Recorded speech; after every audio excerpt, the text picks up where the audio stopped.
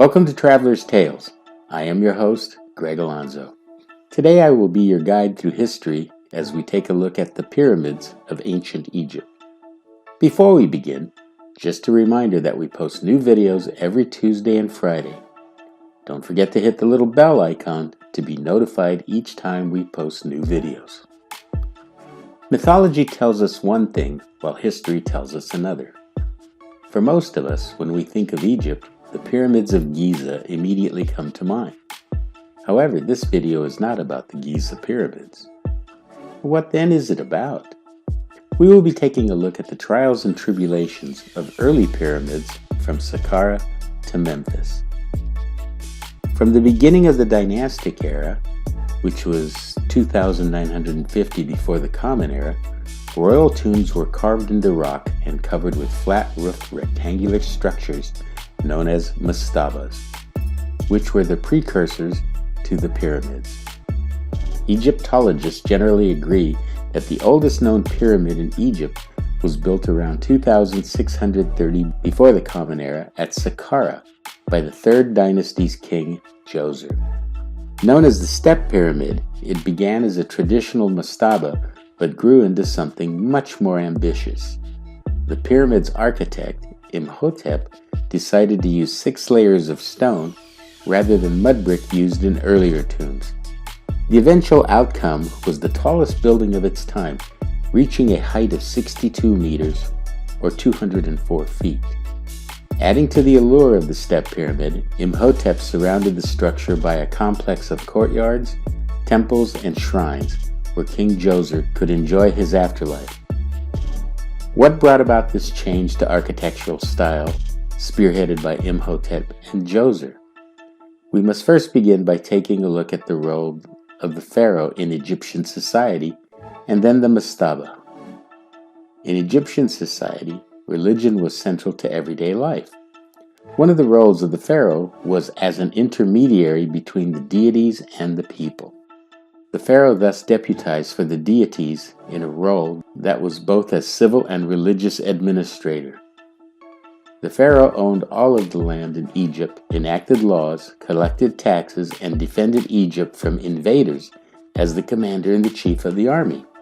Religiously, the pharaoh officiated over religious ceremonies and chose the sites of new temples. Most importantly, the pharaoh was responsible for maintaining Ma'at, the cosmic order, balance, and justice. This included going to war when necessary to defend the country or attacking others when it was believed that this would contribute to Ma'at, such as to obtain resources. The afterlife was an important part of ancient Egyptian religion. This is reflected in their architecture and most prominently by enormous amounts of time, money, and labor involved in building the tombs. Ancient Egyptians believed the soul could live only if the body was preserved from corruption or depredation.